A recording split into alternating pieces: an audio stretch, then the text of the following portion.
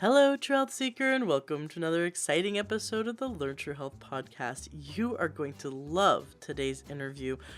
We have with us a man who, when he gave his TED Talk, it was seen around the world over 21 million times and has had a huge impact in the world. He dives into the root cause of depression, anxiety, and addiction, and goes through where in the world are people solving these problems and how are they solving it, and how we can shift as individuals and as a society to help people no longer have addiction, anxiety, and depression. So you'll find today's interview absolutely inspirational and fascinating, and I think it's something that everyone can apply to their life, because depression is natural. If you think about emotions are natural. Drugging emotions are not natural. We kind of been brought up to think that, you have depression, here's a drug. And how about, okay, you have depression, what's going on? And what can we do to help you? And so he dives into that. This isn't a drug bashing session, but really looking at, well, is this solving the problem? What we're doing now solving the problem? No, we're not. And what is solving the problem? What can solve the problem? And so if you look at depression as something natural, like let's say you've lost someone in your family and you're grieving, depression is natural and healthy, and that's part of the grieving process. And so we want to look at, well, what can we do to support that person to be as healthy as they can, to healthfully grieve? When I lost my mother, I dove into this idea, this topic of personal growth and development and emotional work, because I wanted to make sure I was grieving as healthfully as possible, because the depression I felt was so deep, I didn't know whether I could ever get out of it. And if I had gone to an MD, they definitely would have given me drugs, but that would not have solved the problem, and I wouldn't be here today talking to you now, because it was that part of that experience that helped spark this journey that led me to where I am now. And so I think that we can really learn from our emotions, and certainly my guest today has learned from his emotions over the years and has given back to all of us by collecting all the information that he has done. He's traveled around the world and interviewed so many people that successfully helped to reverse addiction and depression and anxiety. So I know you'll enjoy today's show. Please, if you have anyone in your life who you think would benefit from it, share this episode with them. I want to help as many people as possible to explore these topics, to help them, to strengthen them, to become healthier, happier people. Now, I need to make a shout out to the wonderful Patreon supporters that joined this month. Magdalena, she joined as a book club member. I was very excited to see that. We have a growing book club, a Learn True Health book club. If you love my show, you love the Learn True Health podcast, and you'd love to get into reading books as a community, you definitely want to join the Learn True Health book club. So thank you, Magdalena, for joining us. It's going to be really exciting. We've picked out our book, and it's going to be shipped out soon to our book club members. So if you're listening to this now and you want to get involved, jump on in. You can go to Patreon and search Learn True Health, or go to learntruehealth.com, and in the upper right hand corner you'll see the link in the menu where you can become a Patreon supporter and join our book club. Bonnie, thank you for joining our book club. Bonnie also joined this month, and I was so moved that we not only had Magdalena and Bonnie, but we also had Gypsy. So we have 3 wonderful women that joined our Learn True Health book club in the last few days. And now we definitely have enough wonderful Patreon supporters, members of our book club, to start the book club. So the books are going to be sent out soon. If you want to join, you want to get in on the first book that we'll be exploring together, you'll definitely want to join soon. And what's really exciting is we're going to get together as a group as we read it. We're going to have like a Zoom conference call together and discuss it and learn from each other's experience while we go through the book. So thank you, Gypsy, Bonnie, and Magdalena, for joining the Learn True Health book club and for becoming a Patreon supporter. It really means a lot to me that you want to support the Learn True Health podcast. If you love this show, if this show makes a difference in your life, please consider becoming a Patreon supporter. You could support our show with $1 a month, $5 a month, with whatever pledge that you feel is the value that you put on this podcast. All that money goes towards producing this show, and I'm very grateful that you joined together to support the Learn True Health podcast. One more announcement. I wanted to let you know about the upcoming class for the Institute for Integrative Nutrition. They just told me, the Institute for Integrative Nutrition sent me an email and let me know that my listeners can get 30% off if they enroll and pay in full for this class, the class of March. So if you're really interested in becoming a health coach and you've been thinking about the Institute for Integrative Nutrition, if you've heard about me talking about my amazing experience with them, definitely check out that wonderful discount, 30% off paid in full. Or if you'd like to do their payment plan, my Learn True Health listeners receive $1,500 off the paid in full price. So you can just Google Institute for Integrative Nutrition and give them a call. Let them know that you're a listener of the Learn True Health podcast with Ashley James, and they will make sure that you get the deepest discount, because I had a wonderful phone call with them at the beginning of the year, and I said, listen, my listeners deserve the best possible price. And so they made sure that whenever a listener calls and says that they discovered the Institute for Integrative Nutrition through the Learn True Health podcast, that they will receive the deepest possible discount. Wonderful. Well, thank you so much for being a listener of Learn True Health podcast. I'm sure you're hearing on the mic, my cat, Moto, has decided to join us in the office to say hello. And with that, actually, that reminds me, I should tell you about the truth about pet cancer. I know that sounds kind of silly, but I've talked about in the past the docuseries The Truth About Cancer. Well, Ty Bollinger found out while he was filming The Truth About Cancer that pet cancer is incredibly high.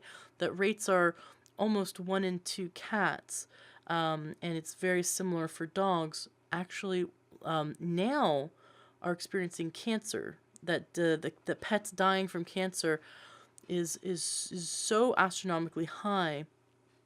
Whereas 30 years ago it was very rare. It was much rarer than it is now. And so he filmed with over 30 vets and holistic animal experts on what is causing pet cancer. Why are pets dying younger now? Like dogs now are dying around age 9, for example, on average, where they used to live to age 18. So we're seeing the same thing in humans, where we're seeing our life expectancy go down. We're seeing disease on the rise. Now we're seeing the same in our animals, on our beloved pets. What's going on with that? And so Ty Bollinger filmed an entirely separate docuseries all about how to heal our animals. But what I love about his docuseries is you learn all the preventive measures to take to help extend the health and life of your pet. This will save you thousands of dollars in veterinary bills. Especially, I'm sure if you've ever had a sick animal, how much out of pocket it could cost to treat that animal. And so prevention is so much better. So in April 4th, he launches for free. You can watch The Truth About Pet Cancer. So if you have a cat or a dog in your home, or if you have a friend with a cat or a dog that you know they love, you definitely want to sign up to watch this, or make sure that your friend signs up to watch it. You can go to learntruehealth.com/pet. That's learntruehealth.com/pet, P-E-T. That'll redirect you to sign up to watch The Truth About Pet Cancer. And I think it's absolutely fascinating because it's going to really mirror what is going on in our environment, on our home environment. Because imagine, our pets are almost always at home. Like, they're at home more than we are, right? Especially if you have a cat, or they're solely in your house all the time. And why are our cats now developing cancer much faster? Well, is it possible that it's the certain items in our house that are doing this? And so by watching this, you're going to learn how to make your house a healthier environment, which is going to be good for your cats, but it's going to be great for your children, for any family member in your house, because whatever environment our animals are in, so are we. And so I think we're going to learn a lot about holistic medicine and how it can help our pets, but also how it can help us as well by watching The Truth About Pet Cancer. So go to learntruehealth.com/pet and be sure to sign up for that. Enjoy today's episode. I know you will, and thank you again so much for being a listener. Please also join our Facebook group if you ever want to chat with us, ask me questions, ask the community questions. You can search us, Learn True Health, in Facebook. I look forward to seeing you there. Have yourself a fantastic rest of your day. Welcome to the Learn True Health podcast. I'm your host, Ashley James. This is episode 240. We are in for such a treat today. We have with us Johann Hari, who is an amazing New York Times best-selling author of Chasing the Scream. It's actually being adapted into a feature film. I'm really looking forward to that, and really looking forward to hearing his story and learning about everything you think you know about addiction is wrong. Which was his TED Talk, and also an article, right, that you wrote. I loved your article. I felt it was spot on. So welcome to the show. Oh, thanks so much, Ashley. I should just say that that's not my most recent book. So the book that we're talking about is the one about depression, which is, did you want to talk about the addiction one? No, I definitely want to get into depression. I was going based on the bio that I have of you, and I found that what you've been diving into, I feel like, correct me if I'm wrong, it's like your life mission to dive into these topics to help people to fully understand this concept of our emotions. And MDs just put us on drugs where our emotions are trying to tell us something. Our body, our mental body, our emotional body, our physical body are all interconnected, and we need to dive deeper and understand why do we get depression, anxiety, why do we go through addiction and cravings. Instead of just masking these symptoms, let's explore it and discover, well, what's the root cause, and perhaps there's something deeper that we can uncover that would lead us to becoming better people, to lead us to becoming stronger and healthier and happier as a result of that self-exploration. And I feel that's what you're trying to do with your books. Is that correct? Yeah, I guess it's interesting to start with my previous book, Chasing the Scream, because like my new book, that was a very personal journey for me. And it really taught me to think very differently about something very close to me. One of my earliest memories is of trying to wake up one of my relatives and not being able to.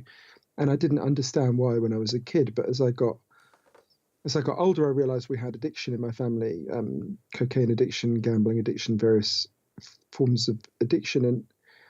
And I guess, for Chasing the Scream, I was in that position that a lot of people are when they love someone who's got an addiction problem. And, like a lot of people who grew up around addiction, I got into a relationship with someone who had an addiction problem, someone I loved very much.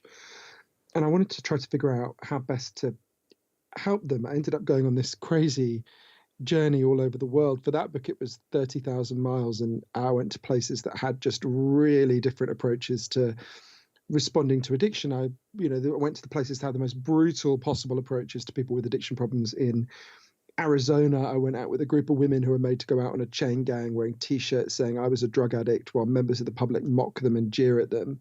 And then I went to the places that had the most compassionate possible approaches to people with addiction problems. Portugal, where they decriminalized all drugs and transferred all the money they used to spend on punishing, shaming, and stigmatizing people, and spent it all instead on turning their lives around. And I guess I learned loads of things, but the thing that most surprised me for that book, and it led directly to the journey that for my new book, Lost Connections, was realizing that I had fundamentally misunderstood what addiction was. If you had asked me, it must be 7 years ago that I started work on that book. If you'd asked me then, what causes, say, heroin addiction, I would have looked at you like you were a total idiot. And I would have said, well, obviously heroin causes heroin addiction, right? We've been told this, it's this is a stupid question, right?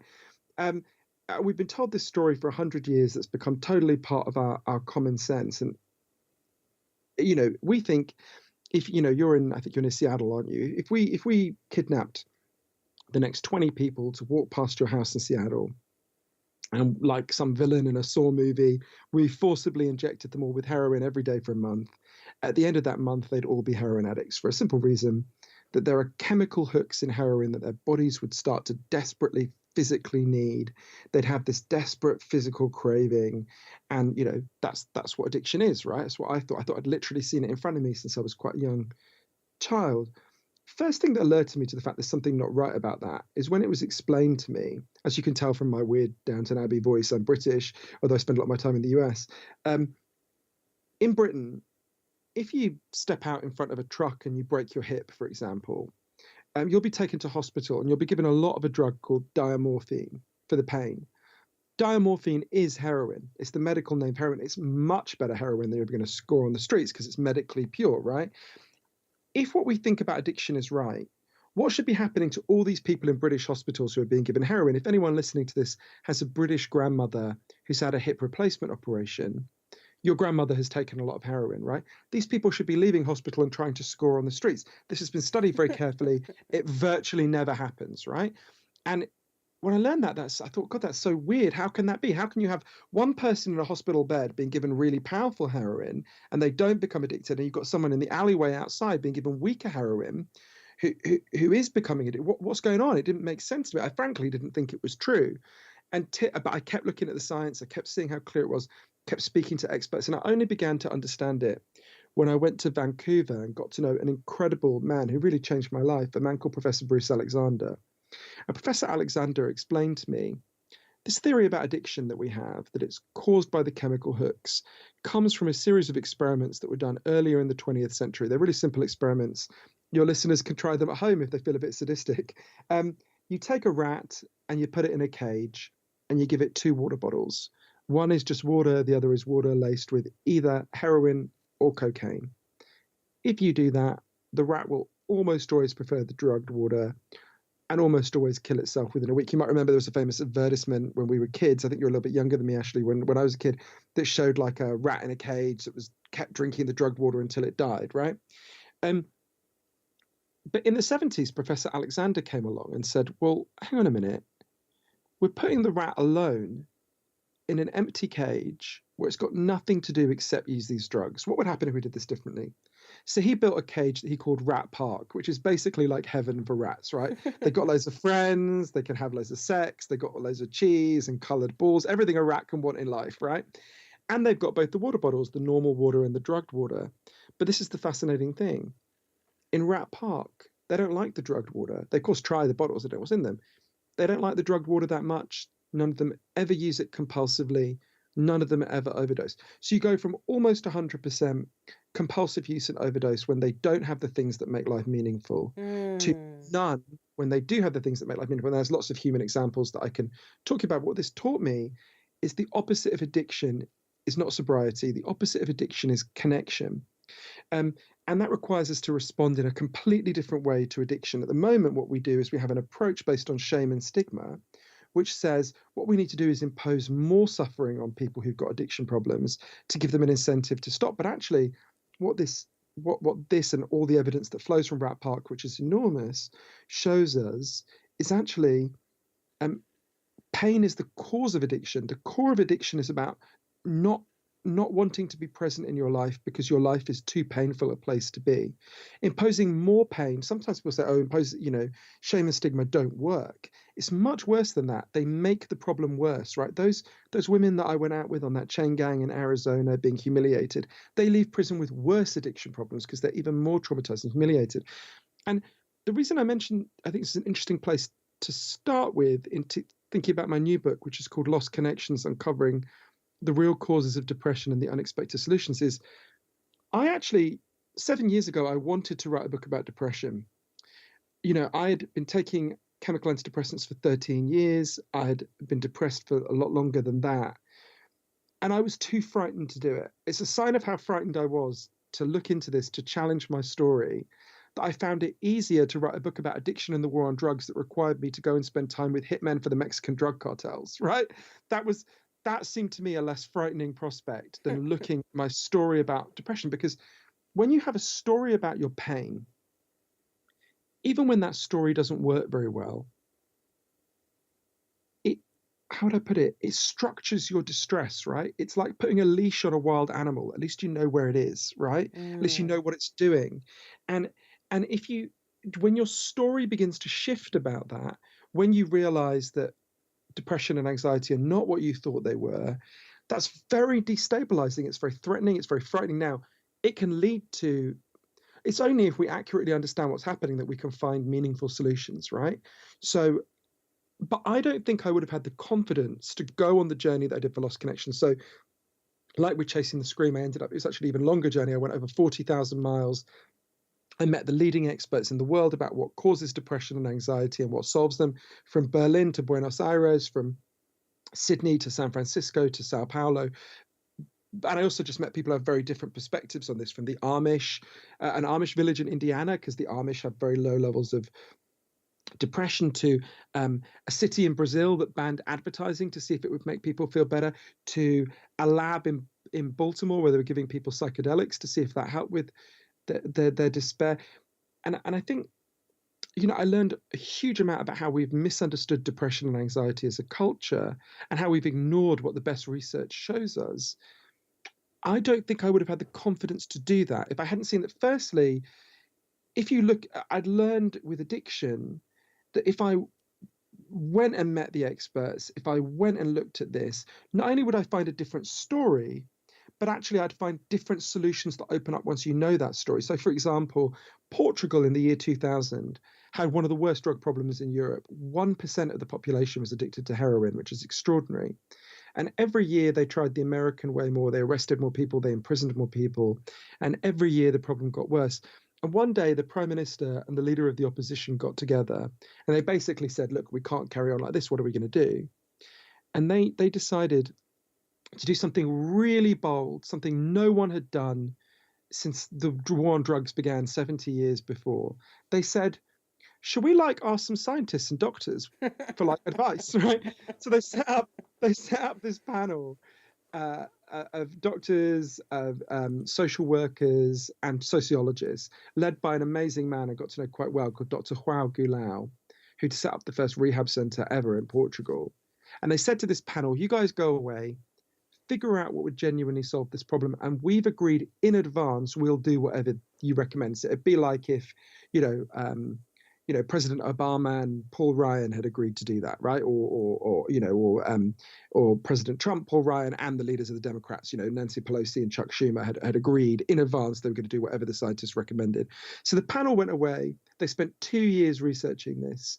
They looked at loads of evidence, including Rat Park, and they came back and they said, decriminalize all drugs, from cannabis to crack, the whole lot, but, and this is the crucial next step, take all the money we currently spend screwing people's lives up, punishing them, shaming them, arresting them, putting them on trial, imprisoning them, and spend all that money instead on turning their lives around. And it's interesting, it's not really what we think of as drug treatment in the United States. So they they spend a bit of money on residential rehab that has real value. They spent some money on therapy that has real value. But the biggest thing they did was a big program of job creation. Say you used to be a mechanic. They go to a garage and they say, if you employ this guy for a year, we'll pay half his wages. They set up a huge program of small loans so people with addiction problems could set up and run small businesses about things they cared about. By the time I went to Portugal, it was 13 years since this had begun and the evidence was in. Injecting drug use had fallen by 50%. Overdose deaths were massively down. HIV was massively down. Street crime was massively down. One of the ways I met so many people who would have died under the old system who got to live. One of the ways this system works so well is I went and interviewed a man called João Figueira, who led the opposition to the decriminalization at the time. He said it would be what a lot of people understandably think when you talk about the idea of decriminalizing all drugs. He said there's going to be a car crash. We're going to have a massive increase in addiction. We're going to have a massive increase in children using drugs. And he said to me, everything I said would happen didn't happen. And everything the other side said would happen did.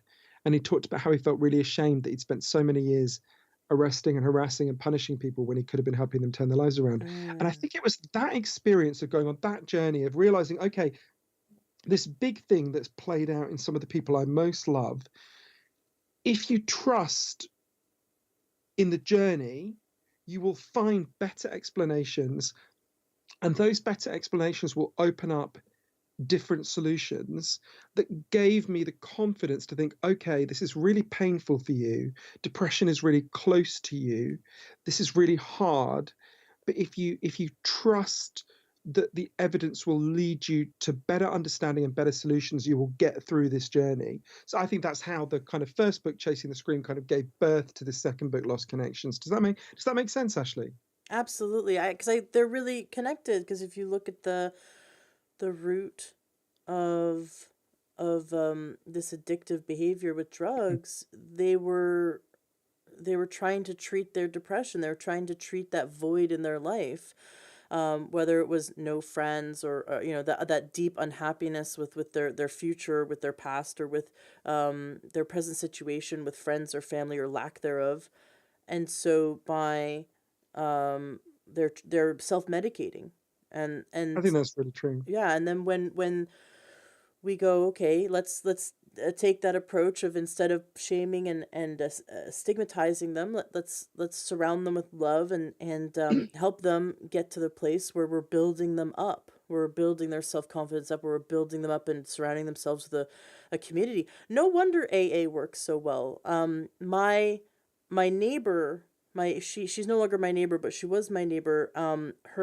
They were attacked last year. It was last February, by a man who murdered her mom. So this is like, Oh and my I'm God. in a very safe, like, gorgeous place just 45 minutes outside of Seattle. Like, this is farm country. This is like this is very rural, very not, we don't have murders around here. It was crazy.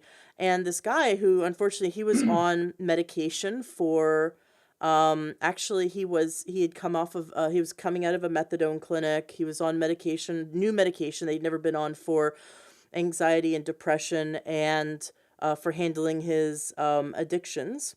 And so he just had a psychotic break and ended up murdering this sweet old lady that lived next door with her retired daughter.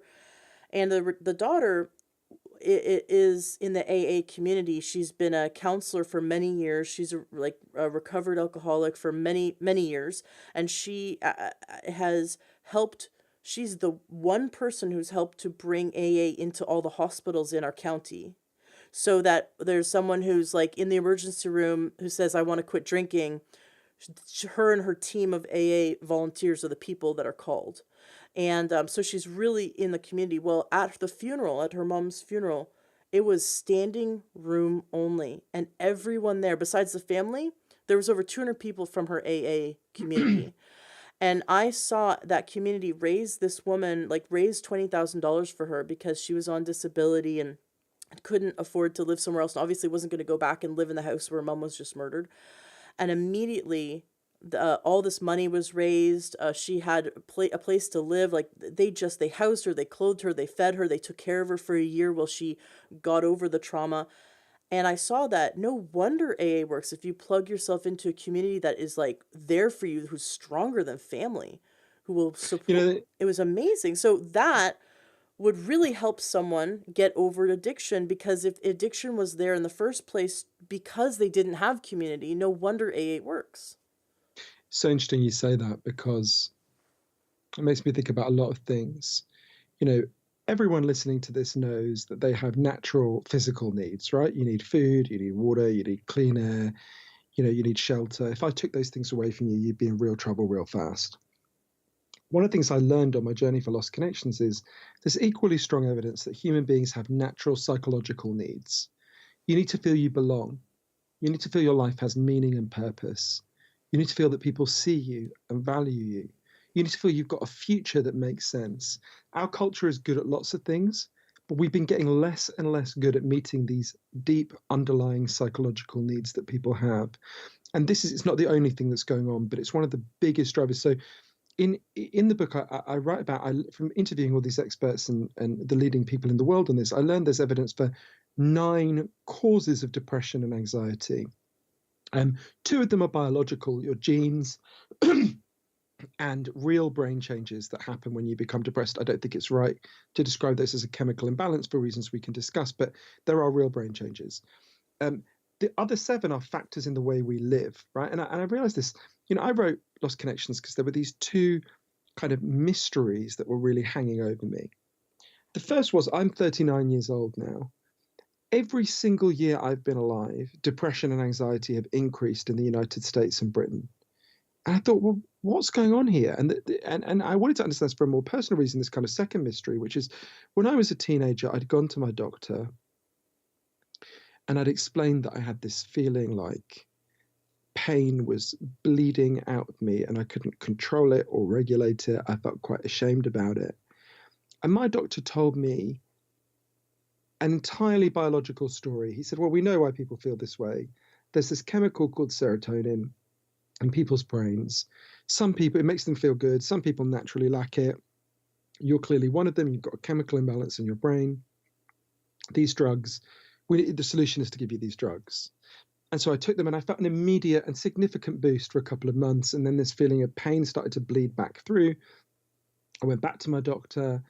He said, well, we didn't give you a high enough dose. I took a higher dose. Again, I felt a boost. Again, it came back. And then I was in this pattern where I was taking more and more until for 13 years, I was taking the maximum possible dose, at the end of which I was still depressed. And the second mystery was, well, what's going on? Along with, by the way, experiencing loads of side effects. I put on a huge amount of weight, like 75% of men who take these drugs.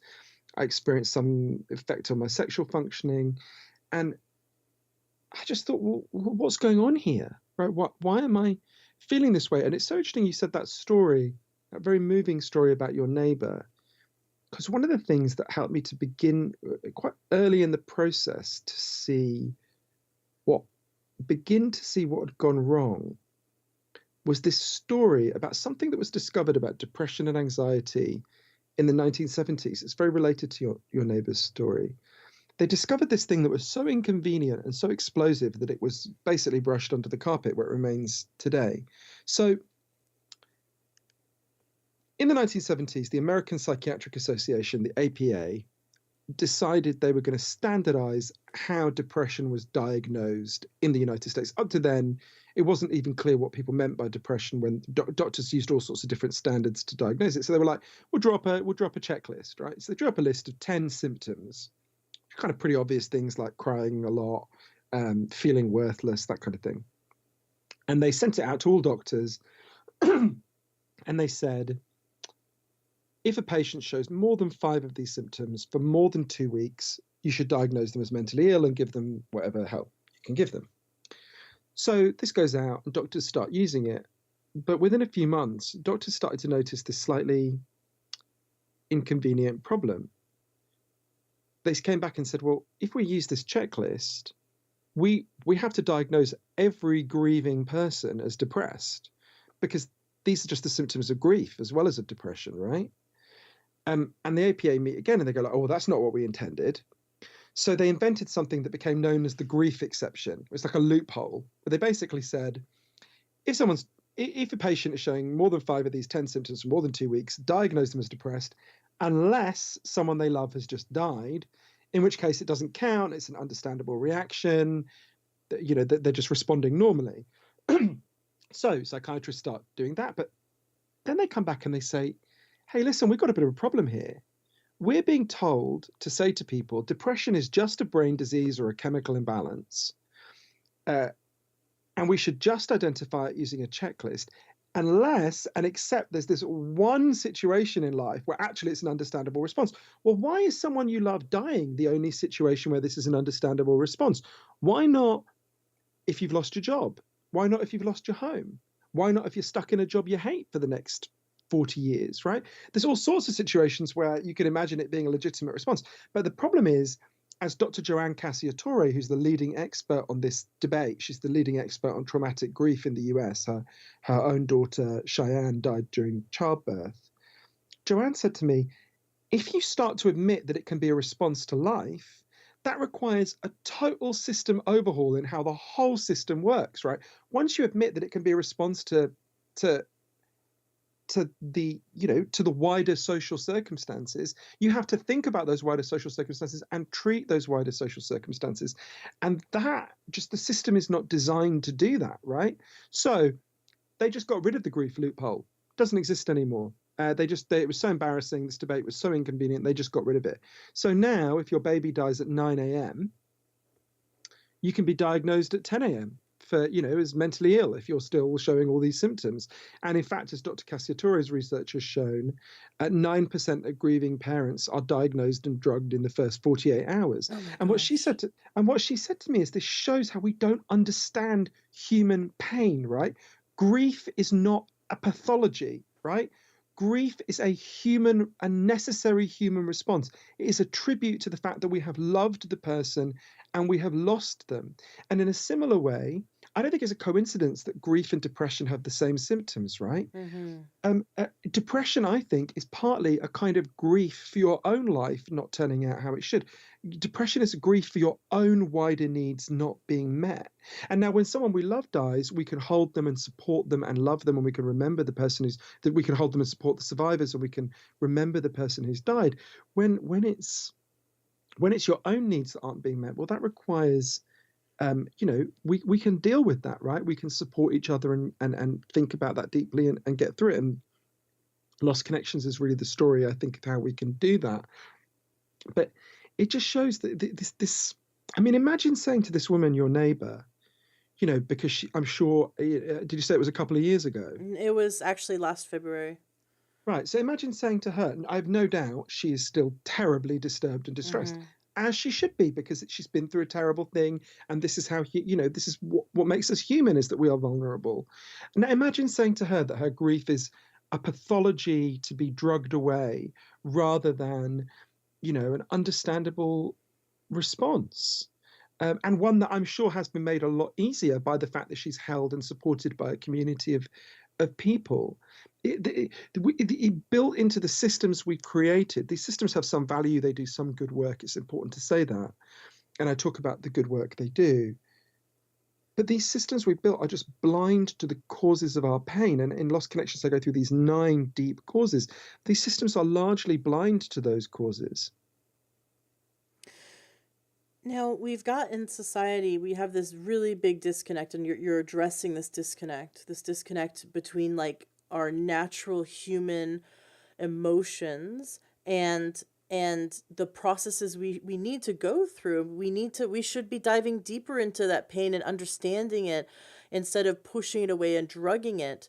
And we look at, I'd love to have you voice your opinion. We look at all the shootings that are happening, not just school shootings, but through the years, we've had other shootings, mass shootings, and come to find that all of the shooters, like in nightclubs and in Las Vegas, all of them are on some form of antidepressant, anti-anxiety. They're on some form of pharmaceutical that's supposed to suppress the emotions that they're experiencing, chemically alter them. You haven't found I haven't found one shooter in all my research who was, not on some kind of medication. And of course you could say, well, yeah, they're crazy people that do these crazy things, but what is wrong with our society? What's wrong with our medical system that we look to drug people before look to helping them to heal? So I want to be careful about this because there is not convincing evidence that chemical antidepressants cause violent behavior, and this has been studied. No, not that. I know it's not what you're saying. Right. Yeah. What I'm saying is that we're giving them drugs instead of helping them heal the root cause. That's the problem. That's the much more interesting and important point. Just to clarify, just because I know this is not what you're saying, but it's just important for us to stress this. It's quite hard to study, but the studies we have suggest, I did not find persuasive the argument that, I know this is not what you're saying, but just to clarify, if anyone listening, I did not find persuasive that some scientists have argued that antidepressants are causing an increase in violent behavior in some individuals. I looked at those studies quite carefully. I didn't find it persuasive. I think you've gone to the much more important point, and I think there's a couple of things that come to mind with that. So one is, I took chemical antidepressants, as we were talking about, Ashley, for 13 years. And it's important to say it's not that there's no value in these drugs. I do think the value has been overstated, and I think we can measure this. So depression is measured by something called the Hamilton scale. I've always felt sorry for whoever Hamilton was, that we only remember him by measuring how miserable we all are. But anyway, and the Hamilton scale goes from 1, where you would be dancing around in ecstasy or maybe on ecstasy, to 51, where you would be acutely suicidal, right? And to give you a sense of what movement on the Hamilton scale looks like, if you improve your sleep patterns, you'll get a gain of 6 points on the Hamilton scale. And if your sleep patterns radically deteriorated, say when you have a baby, you'll go 6 points on the Hamilton scale the other way. On average, according to the leading expert at Harvard Medical School, chemical antidepressants will move people 1.8 points on the Hamilton scale. So it's important to say that's an average. So I initially got a lot more than that and over time got nothing. And it's important to say you can see that's not literally nothing, right? I mean, if you were acutely suicidal, that might be the thing that takes you off the bridge. It doesn't have no value. But you can also see why it's not solving people's problems, right? The best research we have on the long-term effects of antidepressants is something called the STAR-D trial, where it's quite simple. They just follow people who go to their doctor and ask for chemical antidepressants, or say they're depressed, who are then given chemical antidepressants, and they just follow them over more than a year to see, well, what happens? And it turns out most of them become depressed again, right? So again, that doesn't mean there's no benefit to them. A lot of them will be getting the average will be getting the 1.8 point gain on the Hamilton scale, but you can see that's not enough to lift most people out of depression, right? Because because there is a real biological component, but it's only one component of what causes depression, anxiety. It's not dealing with the other causes. One of the people who really helped me to think about this differently, and as I say, I was very reluctant to think about this. I went to interview this amazing South African psychiatrist called Derek Summerfield. And by coincidence, Derek happened to be in Cambodia when chemical antidepressants were first introduced there in 2001. Just by coincidence, he was actually researching something else. And the Cambodian doctors were like, what are these drugs? They'd never heard of them. So he explained, and they said, oh, we don't need them. We've already got antidepressants. And he said, what do you mean? He thought they were going to talk about a herbal remedy or something. Instead, they told him a story. There was a farmer in their community who one day had stood on a landmine and got his leg blown off. And they gave him an artificial limb and he went back to work in the fields. But apparently it's very painful to work underwater when you have an artificial limb. And I imagine it was really traumatic for this guy because he's back in the place where he got blown up.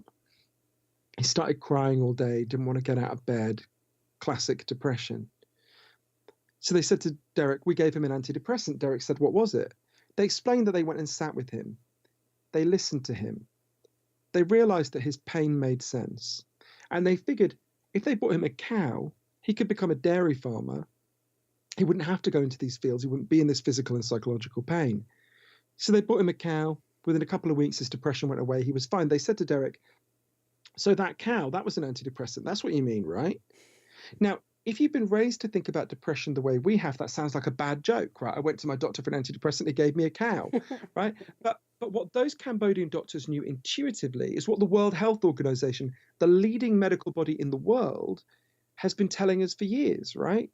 Your pain makes sense. If you're depressed, if you're anxious, you're not a machine with broken parts. You're a human being with unmet needs. And we need to change our culture to get those needs met. Now, it's important to say it's not about saying to the individual, they didn't say to that farmer, hey, buddy, you got to pull yourself together. You got to sort this out, right? They realized that he needed help from other people. It was precisely those connections. So in a way, what I'm asking in Lost Connections is, well, what is the cow for our problems, right? How do we solve our problems? And I go through 7 different kinds of solution to these deep problems that are driving this epidemic of depression, anxiety, suicide, addiction, and despair. Well, I think the first step, I mean, it was so beautiful. You had me crying that they sat down with him, they listened to him, and then they acknowledged his pain and they said, your pain makes sense. Could you imagine if each and every one of us had someone who sat down with us and listened to our pain and said, your pain makes sense and your pain is valid and what you're feeling is valid and what you're going through is valid, and not trying to fix it, not trying to like throw drugs at it, just listen, and with compassion and understanding. I saw this incredible model of it was about I wanted to find concrete examples of people who were trying to do exactly what you just said, Ashley.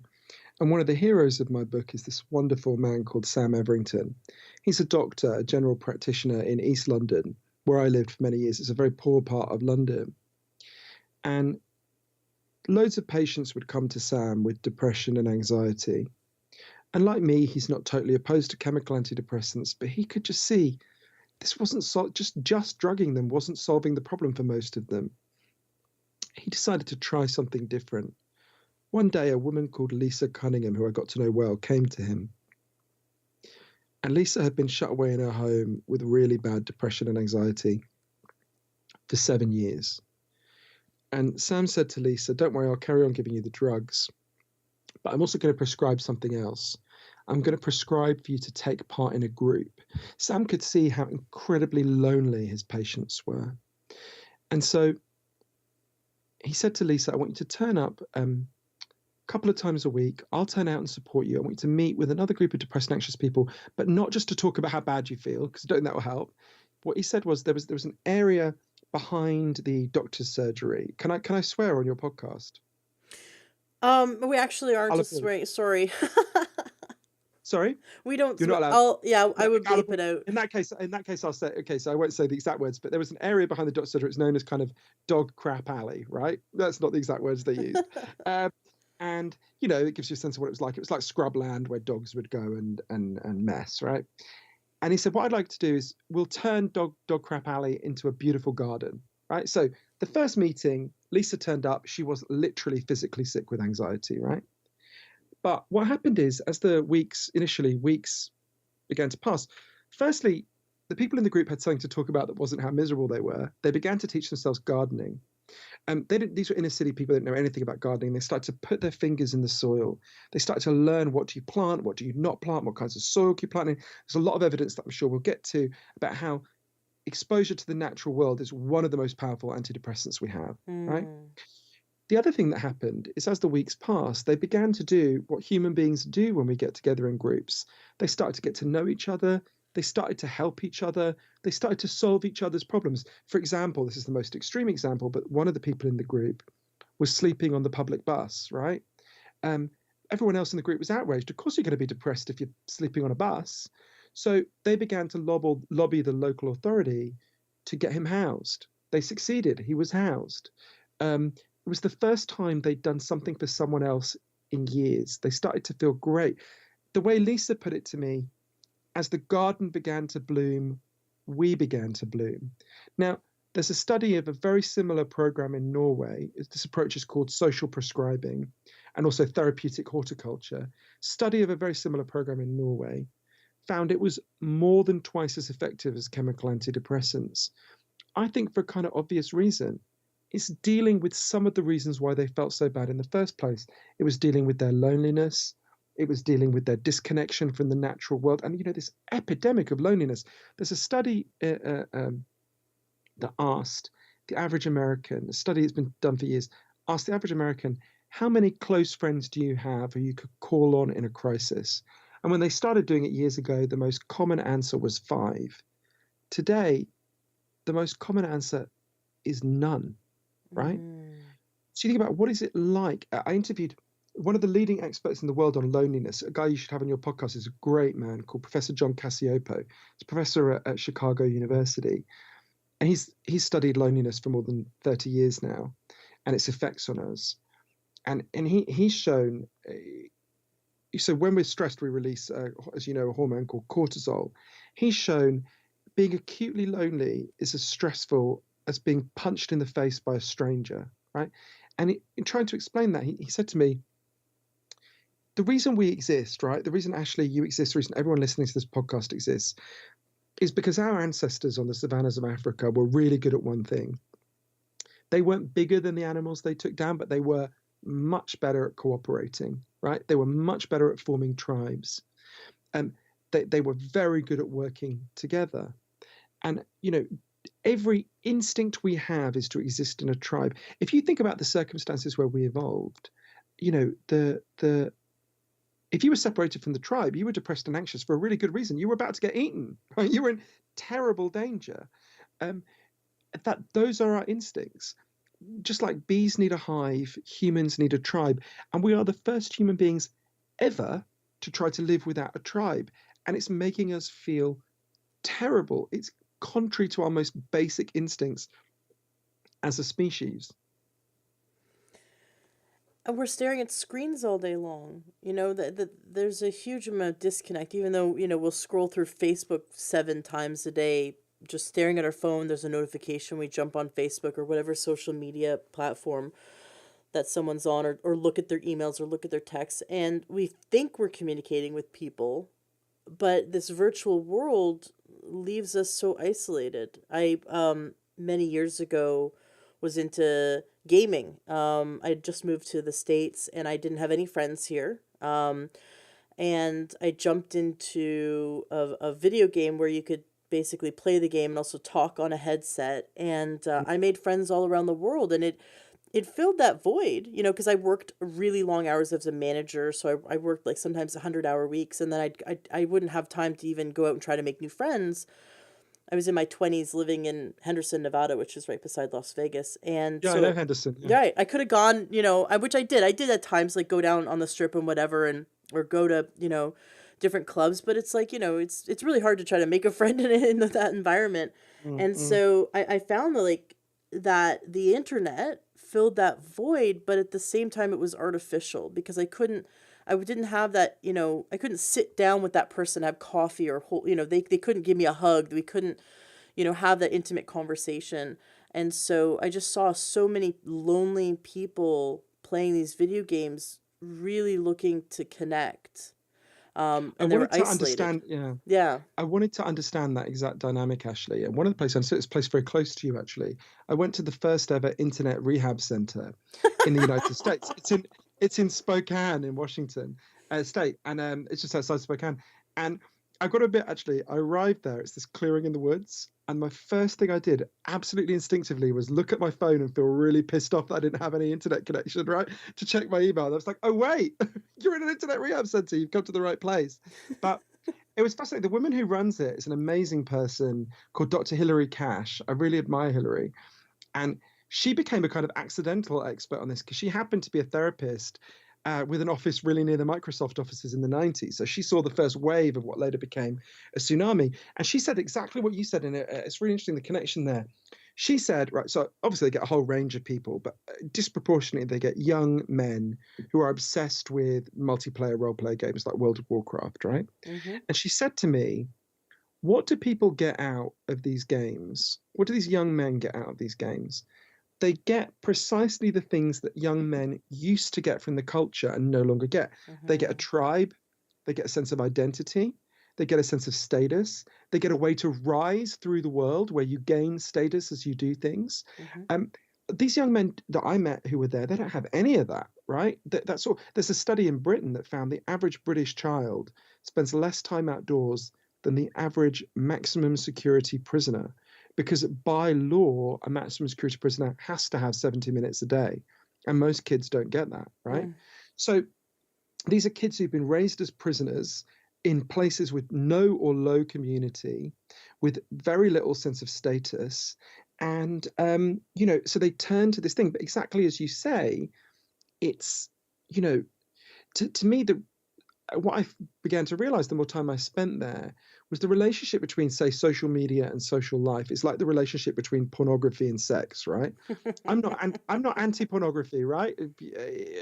Like all men, sometimes I look at it, but no one spends an hour looking at porn and feels satisfied and held and valued the way you do after sex if it goes right. You know, pornography will meet a certain basic itch, but if your sex life consisted of nothing but pornography, you would be going around feeling constantly irritated and frustrated because your deeper needs would not be met. In a similar way, as Dr. Cash put it to me, we did not evolve to interact through screens, right? Of course, there's some value in screen-based interaction. You and I are speaking to each other through Skype, right? I'm not a fool, but it doesn't meet our deeper evolved needs to feel seen and held and valued. And it's very interesting to me if you think about the moment when the internet arrived, right? It arrives in the late 90s, the early 2000s. And a lot of the 9 causes of depression and anxiety that I write about in Lost Connections, a lot of them had already, not all of them, but a lot of them had already massively accelerated by then. So we talked about loneliness, that's an obvious example. The more you think life is about money and status, the more likely you are to become depressed. That's another one. I can go through many more. But what happens is the internet arrives and it looks a lot like the things we've lost, right? You've lost your friends, so you've got Facebook friends. You've lost your status, now you've got status updates. But it's not the thing you've lost. It's a parody of the thing you've lost, right? Um, Mm-hmm. and actually, it ends up making you, if you use it too heavily, if you rely on it too heavily, feel even worse because you get, you know, I know a couple of people who are like Instagram stroke Twitter stars, like have enormous followings, are friends of mine. I've got to tell you, they are the most miserable people you will ever meet. And Mm. I recently had the experience of seeing one of them. I better not say who. And they were profoundly depressed, really unhappy.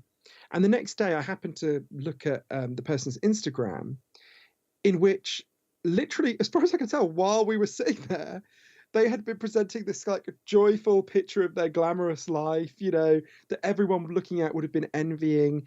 And so these this pushing towards thinking, what it does, it pushes people towards thinking externally and displaying themselves, which is, there's lots of evidence, is a real cause of depression and anxiety. We can talk about that if you want. um, so I think you're right that, again, it doesn't meet these deeper social and spiritual needs that we have. It's not that it has no value. It has, of course, it has some value.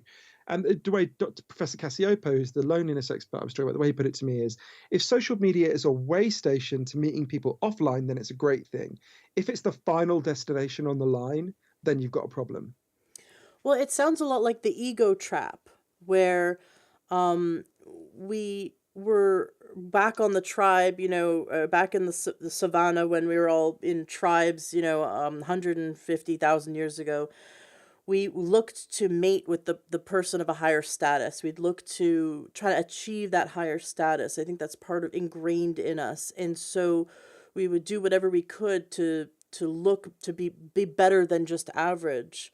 And the problem with once we've achieved something or gained some status, then we get this ego involved, and a lot of times we end up not wanting to appear as lesser than, so we'll procrastinate or we'll put off or we'll stop trying because what if we failed in the other people's eyes? So it's best to just let like not try, and that a lot of people will put off making changes in their life or put off really applying themselves, or even students will put off studying because at least it'll show up as someone who's not trying, and therefore then they can't show that when they do apply themselves they aren't exceptional, and that's that ego trap that we get caught up in.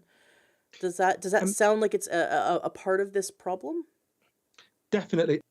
I think this is such an important question, and many different many different aspects of the book led me to think about this, but I'll start with one, and I'm sure we can talk about many of them. So, a lot of your listeners will know, until the mid 1960s, there was a lot of research into psychedelics. So, for example, scientists would give people with depression or alcoholism LSD.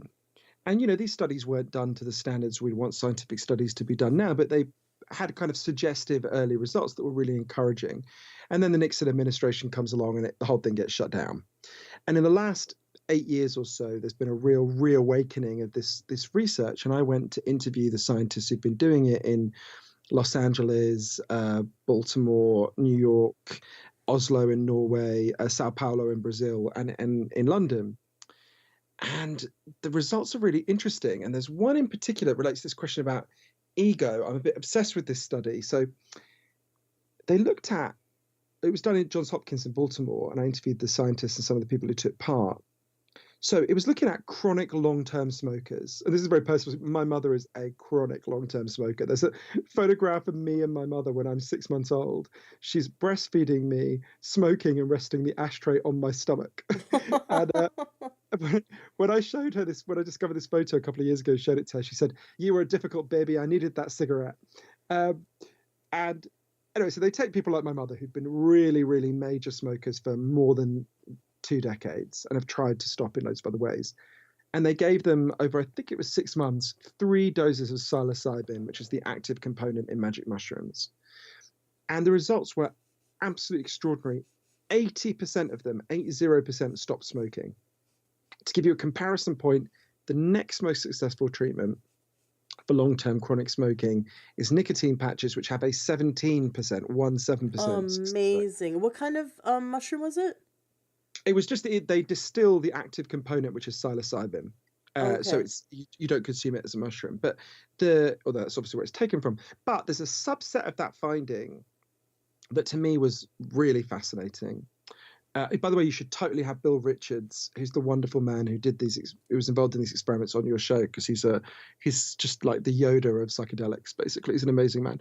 And so when people take psychedelics, most people will have what could broadly be called a spiritual experience, right? Where they feel their ego fall away and they feel an intense sense of connection to the universe, to the natural world, to the people around them. And you can measure this spiritual experience.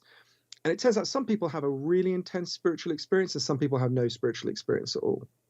They're a minority, but some people just don't, it just doesn't happen for them. And what they found is the positive effects, things like reduction in depression, anxiety, addiction, correlate extremely closely with the intensity of the spiritual experience. If you have this experience of being without an ego, of being deeply connected, you experience all these positive after effects. And if you don't, you don't. But there's also a second part of that, which I think is really important to think about. So in London, at the University College London, they did this experiment with people with depression. They gave chronic long-term depressed people psilocybin. And what they found was really interesting. So it led to a really significant reduction in depression for a significant number of them. But there was a kind of catch. Robin Carhart-Harris, who led the study, explained this to me. Basically, what happened was, so he gave me an example, a specific woman. She worked as a secretary in a kind of grim English seaside town, had been very depressed for a very long time. She's given this psilocybin and has this experience of incredible connection and meaning and spiritual depth. And her depression massively reduced, I think literally went away. And then she goes back to her life in this English seaside town where she could not live in a deeply connected life, right? You try going around your office job thinking you're deeply connected to everyone there and we're all equal and, we should all be in communion with each other. You won't keep your job for very long, right? And so what these studies show, I think it's really important. It's not like psilocybin flips a chemical switch and then, chemically fixes you. What it gives you is a deep spiritual insight about how we need to restructure our lives and our societies to make ourselves feel more connected and be less depressed and unhappy. It doesn't solve that problem for you. It's like it shows you the direction on a compass in which we need to move, but it doesn't solve that problem for us.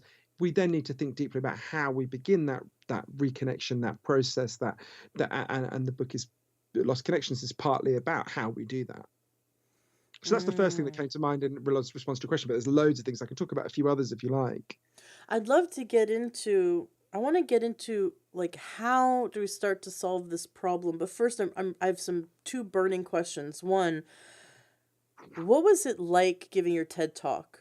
Can you tell us a bit about that? Because I've had some TEDx people on, but I mean, a TED talk is something that's a talk about ego. It's a little prestigious, right? To get there, to get to that place. And I'd love to know, what was it like for you? I'm trying to remember if she'd already done this. In my memory, those things where you have a memory and you start to think, well, could that be true? So I know Monica Lewinsky a bit, and she is a remarkable person. And anyone listening to this who hasn't watched her TED talk, please just stop what you're doing and watch it. It's one of the bravest things I've ever seen, right? She hadn't spoken publicly in many years.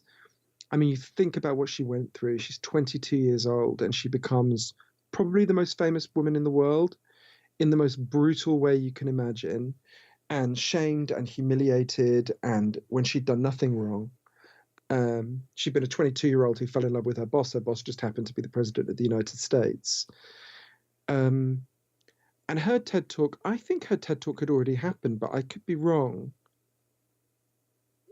To me, is like a model of courage and eloquence and empathy. You know, James Baldwin, one of my favorite writers, said, the only use for your pain is if it can help you to understand other people's pain. And if it can do that, it can help you to overcome it. I think it's such a profound insight. And Monica is such a model of that, of someone who uses her pain to understand other people's pain and therefore overcomes it. Because when you realize you're connected to everyone else and that we all feel pain, um, that's very freeing. So I quite enjoyed it. I'm a bit of a ham. I quite enjoyed it. I mean, I was really nervous, obviously, but by that point, I thought, I had confidence in the message. It was about what we were talking about earlier, about addiction, about Rat Park, and I had been on this 3.5-year journey, and I was really eager to share that journey with people. And when you live in a culture where people with addiction problems are persecuted and bullied and shamed and imprisoned, and you're like, hey, I've got the stuff that's going to tell you why that's all wrong and why it doesn't work. I think I felt a high degree of confidence in the message, and I'm a bit of a ham and I quite like that sort of thing. I was really nervous, but it wasn't. It was a really rewarding experience. It was, and the thing with something like Rat Park or a lot of the things we're talking about, when you're speaking to audiences, you can just see the look on their face as you're explaining this stuff, right? You don't get audiences that don't have people with depression, anxiety, and addiction, right? There are none, right? You just see people, I've obviously talked about this in public hundreds of times now. You just see people get it, and it's so freeing. And the weird thing is, it's not like I'm explaining quantum physics, not that I could if I wanted to, but, it's not, people know what I'm saying at some level, right? Well, it's a human experience, that we are all connected, and I don't care how much skin pigment you have. We're all connected, right? We all have the same heart. We all have that same human experience, and I love that saying, we're spiritual beings having a human experience. We're just your souls living in a meat sack temporarily, but we're connected. And so no matter where we've come from, what our background is, we have commonality, and that commonality is we all can grieve, we all feel tremendous joy, we all can feel loss, and we all can suffer from depression, and we can all fall into addiction in order to self-medicate. I think that's true. And James Baldwin, the writer I was talking about, who was both African American and gay, he was born in the 1910s, and maybe the early 20s. He also had this great line where he said, I'm going to slightly garble it, but he said, you think that your pain and your suffering make you unique in all the world, and then you read and you talk to people, and you realize that the thing you thought made you unique is actually the thing that connects you to every human being who ever lived. And I really love that as a model of this. And it's interesting because, there's so many, a lot of the journey I made for Lost Connections and for Chasing the Scream were, it was an intellectual journey. I was learning from these experts. I learned a huge amount of science. But for me, there were these key places where these insights fell into place emotionally for me. And if you don't mind, I'll tell you a story about one of them, because it taught me so much. Please do. In the summer of 2011, on a big anonymous housing project in Berlin, a woman called Nuria Cengiz put a sign in her window. She had one of the ground floor apartments. And the sign said something like, I got a notice saying I'm going to be evicted from this apartment next Thursday, so on Wednesday night I'm going to kill myself. And this was a big housing project in a slightly weird place. It was one of the poorest parts of Berlin for a long time, and the only people who lived there were either recent Turkish Muslim immigrants, so Nuria was one of them, punks who were squatters, or gay people. And as you can imagine, these three groups kind of looked at each other with a lot of suspicion, and no one really knew each other. It's a big housing project like one anywhere in the US where people didn't know each other. They didn't want to know each other. They thought they didn't want to know each other. And people saw this notice in Nuria's window. No one knew her. They started to knock on her door and say, "Are you okay? Do you need any help?" And she just said, basically, "Screw you, I don't want any help." But everyone on this housing project, their rent had been rising really fast. So they were all concerned about the rent rises. Quite a lot of people had been evicted. And a couple of them got talking just outside her front door. And they said, well, there was this big thoroughfare that goes through the housing project into the center of Berlin, into Mitte. And they were like, I bet if we blocked the road for a day and we wheeled Nuria out, the media would come. There'd be a little bit of news stories about it. They'd probably let her stay in her apartment. There might be a bit of a fuss to let us, to keep our rents down. So they decided to do it. They blocked the road, and Nuria was like, well, I'm going to kill myself anyway. I may as well let them wheel me out there. And they blocked the road for the day. And the media did come, and there was a bit of a news story, and Nuria gives these slightly bemused interviews from her wheelchair. And then it got to the end of the day, and the police said, okay, you've had your fun, take it down. And the people there said, well, no, you haven't told Nuria she can stay in her apartment. And actually, we want a guarantee that our rent is going to be frozen. So Tanya, who's one of my favorite people, this place is called Kotti. Tanya is one of my favorite people in Kotti. She'd come as a punk squatter years before. She wears tiny miniskirts even in Berlin winters, which shows real dedication. Tanya had in her apartment a klaxon, one of those loud things that you can use at soccer matches to make a lot of noise. And she went and got it, and she came down and she said, well, what we're going to do, we're going to draw up a timetable, and we're going to man this barricade. And if the police come to take it down before we've got a guarantee that Nuria can stay and our rents will be frozen, just let off this klaxon and we'll all come down and stop them, right? Because it's, small housing project. So people start signing up to man this barricade, who no one knows anyone on this housing project, right? And the most bizarre so Nuria is a very conservative religious Muslim, and Tanya is, wears a tiny mini skirt and has more tattoos than you can count, right? They got the night shift. I think they got Tuesdays and Thursdays, if I remember rightly. And the first times they sit there, they're like, what is this, right? They don't know each other. They go, they think they've got nothing in common. As the nights and weeks passed, they started to get to know each other. They actually discovered they had so much in common. Nuria had come to Kotti when she was 17 years old. She came with her 2 children, and her job was to earn enough money to send for her husband. Mm. But after a year, she got news from Turkey that her husband had died. Mm.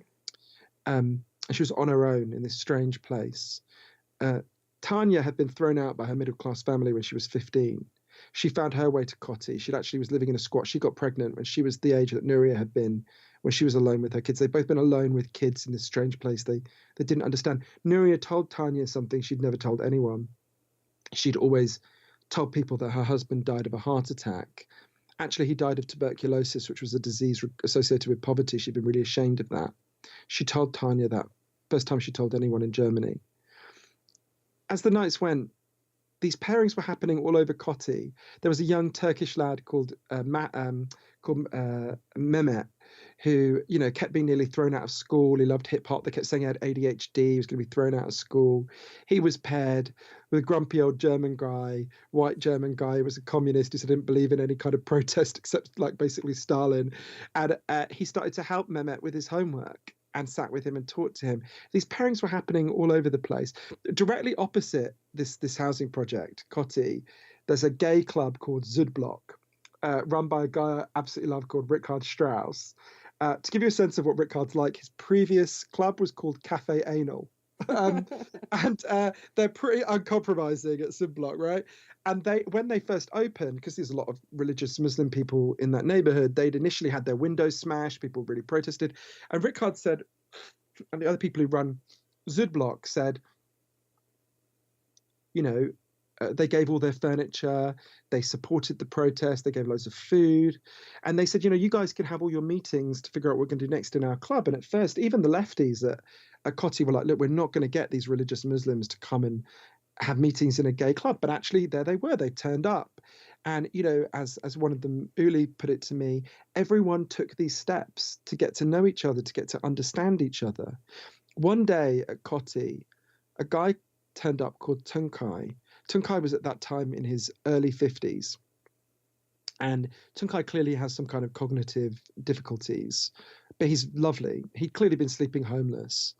And he started helping out, and everyone immediately loved him. He's just such a lovely person. He kind of united the gays, the punks, and the Muslims. And they'd actually, by then, because so many construction workers live at Koti, they'd actually turned the barricade in the road into like a permanent structure. And they said to Tunkai, well, you can sleep here if you want. So he started sleeping there. About 6 months passed, and one day the police came to inspect the protest, as they did every now and then. And Tunkai doesn't like it when people argue, so he went to he thought the police were arguing, so he went to try to hug them, but they thought he was attacking them, so they arrested him. Mm. That was when they discovered Tunkai had been shut away in a psychiatric hospital in a literal padded cell a lot of the time for 20 years, and he had escaped. He'd been living homeless for a few months, and then he'd found his way to Koti. So the police took him back to this psychiatric hospital. And suddenly this whole protest camp turns itself into a free Tunkai movement, right? So suddenly these hundreds of people descend on this psychiatric hospital in the suburbs of Berlin. And the psychiatrists are completely bemused that this bunch of Muslims, gays, and punks are like, we want Tunkai back. Where they're like, what? Was ist das? They're like, what is this, right? They just couldn't understand it. But Uli, one of the protesters, said to the psychiatrist, no, but we love him. He belongs with us. He doesn't belong with you. Anyway, it took a long time, but they got Tunkai back. They got him out. He lives with them now. They got him an apartment in Koti. Many things happened at Koti, but I remember one of the most important is they got a rent freeze for the whole housing project, and then they launched a referendum initiative. So anyone who lives in Berlin, if you get enough signatures, you can launch a referendum initiative. They basically launched a referendum to freeze the rents for the whole city. They got the highest number of written signatures in the history of the city of Berlin. Mm. The last time I went to see Nuria, she said to me, it's great that I got to stay in my neighborhood, but I gained so much more than that. I was surrounded by these amazing people all along, and I never knew. And I remember speaking to another one of the Turkish German women there, Neriman, and she said to me this thing that really haunted me. She said, when I grew up in Turkey, I learned that what you call home is your village. And then I came to live in Germany. I think she was a teenager. And she said, I learned that when you live in the West, what you call home is your four walls. And then this protest began, and we all got to know each other. And this whole place became my home again. And she said that she realized that in some very real sense, she had been homeless all the time she'd been living in the Western world, that we are homeless because our sense of home is not big enough to meet our need for belonging. There's a wonderful Bosnian writer, Alexander Heyman, who said, home is where people notice when you're not there. Oh, that's so beautiful. And I kept thinking about that in Koti. I kept thinking about what happened to Tunkai, and I thought, how many of us, if we were carried away, would have 200 people descending saying, no, he belongs with us, give him back, right? And I saw it so much of Koti that they didn't need to be drugged, they needed to be together. Right, I think about so many of the problems they had. Nuria was literally suicidal, right? Tunkai was shut away in a padded cell. Mehmet, they kept saying he had ADHD, right? These problems were insoluble when they were isolated and alone. But they were perfectly soluble when they were surrounded by a community of people who cared about them and valued them and enjoyed being with them. To me, the story of what happened at Koti was so important as such an illustration and a living example of what I was learning from all these experts in so many different places about what we need and what we've lost and what we can refine, and how this is just beneath the surface, right? It didn't take much for all of that to come out, right? It didn't take a revolution. It didn't take, it took someone to reach out and cry for help and for other people to respond. It didn't take that much. What you just shared reminded me of Rosa Parks. A lot of people don't know her background. They just think, oh, she stood her ground on a bus and that, started the revolution. But I listened to this amazing NPR piece a few years ago, and I'm sure people could Google Rosa Parks and NPR and probably find it. But it was that because she was such a strong figure in her community, she had hundreds and hundreds of people that knew her character, that loved her in her church, in the town, all of her relatives, and because she had a home in the sense of 200 people would clamor for her, that when she was arrested, immediately this movement of people started that took place. But if she had been a shut in, if she had been isolated and just happened to hold her ground in a bus, she wouldn't have started that revolution. It wasn't her singular her that started it. It was the community she had built over a lifetime. Yeah, that's such a good point. There's a really good book called The Rebellious Mrs. Parks, which is all about this, and a really fantastic book. And I think you're so right, Ashley, that, and I think there's a reason why we're told these individualistic stories. Of course, Rosa Parks was an extraordinary person. Of course, Dr. King was an extraordinary person, but we're told these individualistic, heroic stories about them when, as Rosa Parks and Dr. King were the first people to tell you, it was precisely the movement. You know, I interviewed this person. Of all the people I met, it's one of the ones that most, how do I put it, the most forced me to change something about myself, actually. So I went to Berkeley to interview an amazing woman called Dr. Brett Ford. And Dr. Ford had done this really interesting, with her colleagues, this really interesting research. They wanted to figure out, if you, Ashley, decided, I'm going to spend more hours a day trying to be happy, would you in fact become happier, right? And they studied this in 4 countries, the United States, Russia, China, and Japan. What they found was fascinating. In the United States, if you try to make yourself consciously happier, you do not become happier. But in the other countries, if you try to make yourself happier, you do. And they were like, what's going on? How can that be? When they studied it in more detail, what they found was, in the United States, if you try to make yourself happier, generally what you do is something for yourself. You buy something for yourself, you try to get a promotion, you show off on Instagram, whatever. In the other countries, generally, if you try to make yourself happier, you do something for someone else, right? You have family, your Mm. friends, your community. We have an implicitly individualistic idea of what it means to be happy. And in a lot of other cultures, they have an implicitly collective idea of what it means to be happy. The Amish have the lowest levels of depression in the United States. They also have the most collective idea of what it means to be happy, right? It's not that there aren't lots of problems with Amish culture. There definitely are, don't misunderstand me, but on that point, they're right and we're wrong.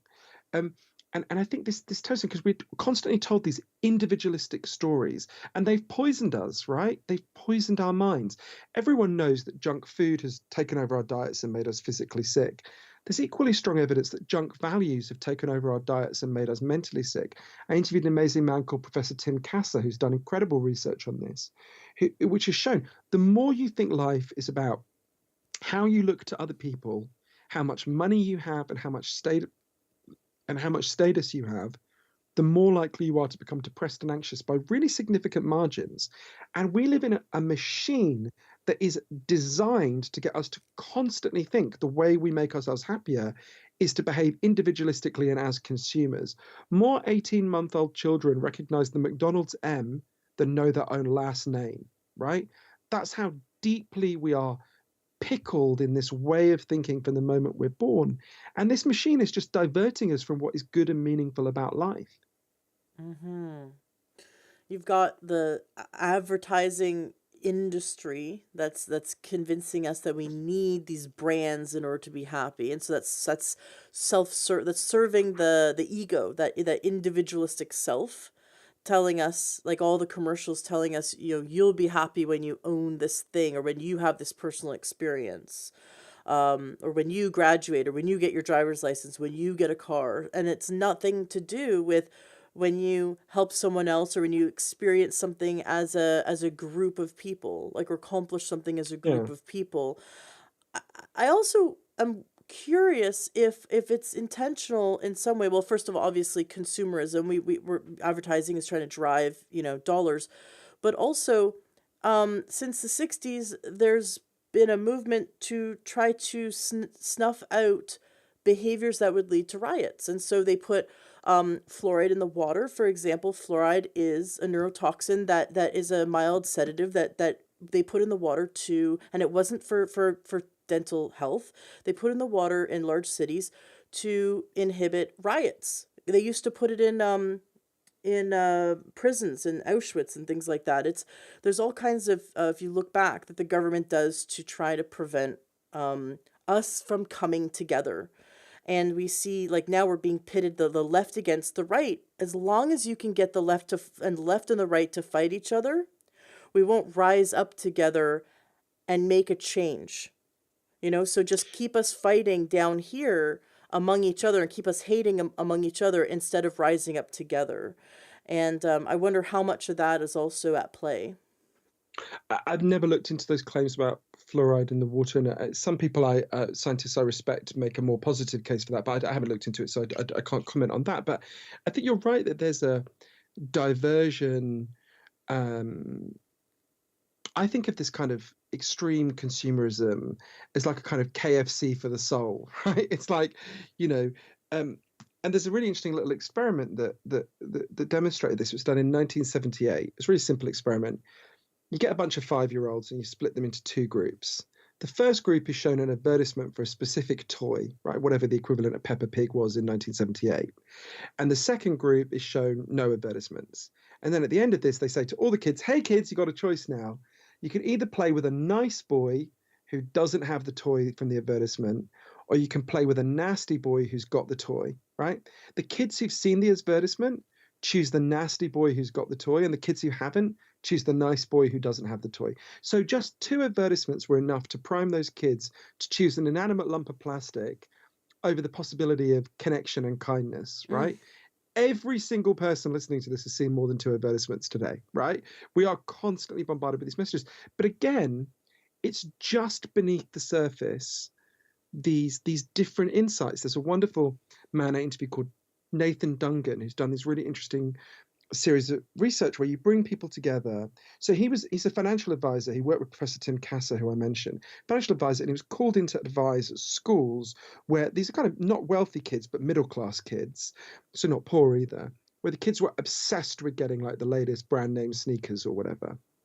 And when the kids couldn't get them, they were really freaking out. They were really angry. And the school said, could you come in and talk to them about like budgeting and, that kind of thing. So Nathan goes in and quickly realizes this is not about budgeting, right? You could explain, the figures to these kids all day long and they were still screaming they wanted the sneakers. So he arranged this series of, it's a bit like you mentioned AA earlier, kind of AA for consumerism, right? What they would do is the kids and their parents would come in. They met every few weeks for a few months. And first of all, they would just say to the kids, not in an accusatory way, what will you, if you get these sneakers, how will you feel different? And they'd say things like, well, we'd feel we belonged, we feel we had status. It doesn't take long for the kids to say that before they go, oh, wait a minute, could I feel like I belong some other way? Why do I feel? They would look at advertising, they look at how advertising made people feel, how advertising made people want things. But then the more interesting bit is they would talk about how you could inculcate different values. They talk about, well, what do you actually think is worthwhile in life? What do you actually think is meaningful? And actually, pretty much everyone would say, well, love, the people you love, meaningful work, that kind of thing. And they talk about, well, how could you build your life more around that? What was interesting is just meeting a couple of times a week to talk about that led to a really significant and measurable fall in these people's materialism, which the evidence shows leads to a fall in depression and anxiety.